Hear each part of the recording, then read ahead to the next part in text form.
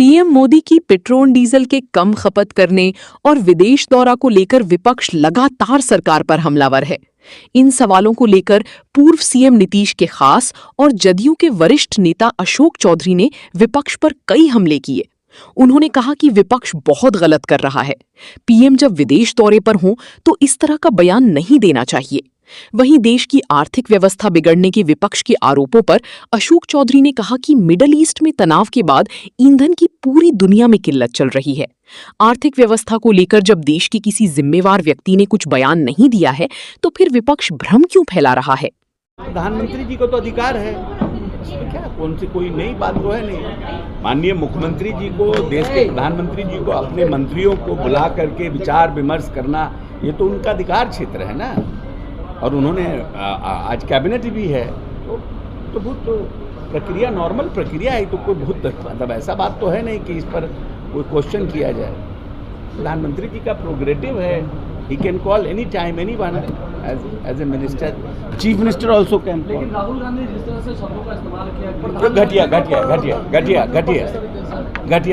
घटिया मजाक। देश के प्रधानमंत्री का किसी भी स्तर पर, और खास करके देश के प्रधानमंत्री जब विदेश के दौरे पर हों तो प्रधानमंत्री के बारे में इस तरह की भाषा का प्रयोग किसी भी राजनीतिक दल के लिए और किसी भी देश के प्रधानमंत्री के लिए उचित नहीं। आनंद मोहन का बयान, तो उन्होंने कहा कि मैं माफी नहीं मांगूंगा चाहे जो पड़े। जब ठीक है, अब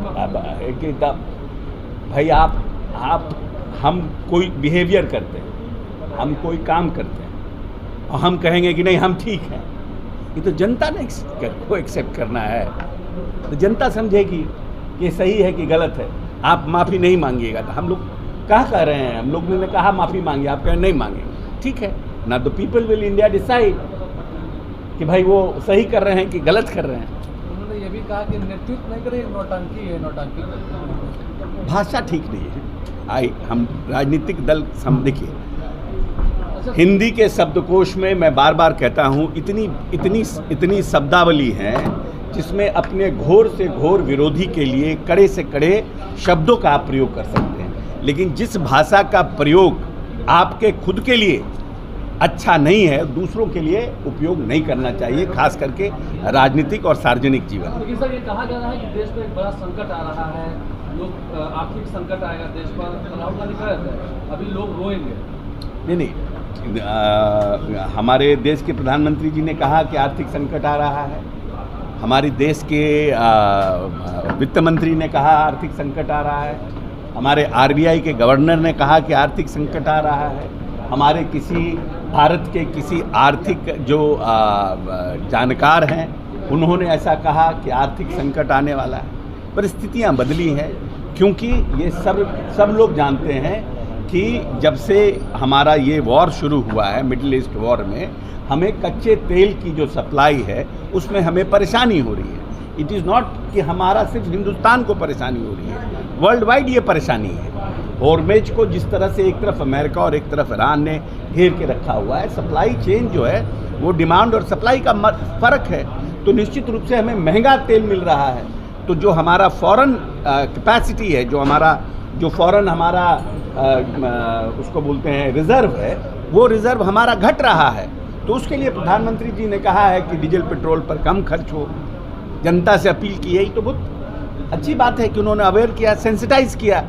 उन्होंने कहा फॉरेन ट्रिप कम करिए जिससे कि हमारा फॉरेन करेंसी जो है कम खर्च हो। अब इसको आप आर्थिक संकट से देख के जोड़ रहे हैं और आप बोल रहे हैं कि देश में आप देश की जनता को डराना चाह रहे हैं। आपने कहा कि गोल्ड कम खरीदिए, इसलिए कि जब आप गोल्ड खरीदते हैं तो हमारा फॉरेन करेंसी जाता है।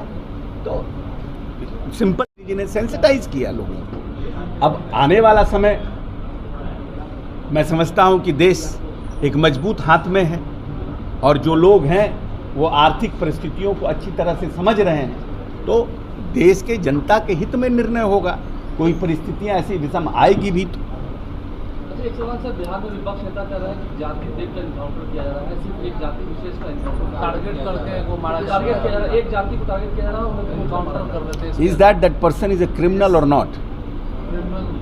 Is that person is a criminal or not? So you want to protect a special caste just because he is a criminal? प्रश्न ये नहीं है कि वो जाति किसका है, प्रश्न ये है कि वो क्रिमिनल है कि नहीं है। जिसका भी पुलिस से मुठभेड़ हुआ वो आदमी, वो व्यक्ति क्रिमिनल हिस्ट्री का था कि नहीं था।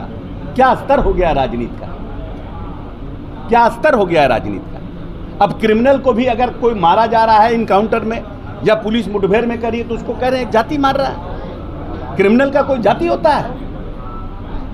क्रिमिनल का तो सबसे बड़ा जाति क्रिमिनल होता है। क्रिमिनल का कौन सा जाति होता है? क्रिमिनल को जाति पूछ करके मारता है किसी को या एक्ट करता है? हम समझते हैं कि पूरी तरह से जो है कि आज जो बिहार के विपक्ष है उसकी राजनीतिक सोच और पॉलिटिकल सेंसिबिलिटी जो है नगण्य हो गया है।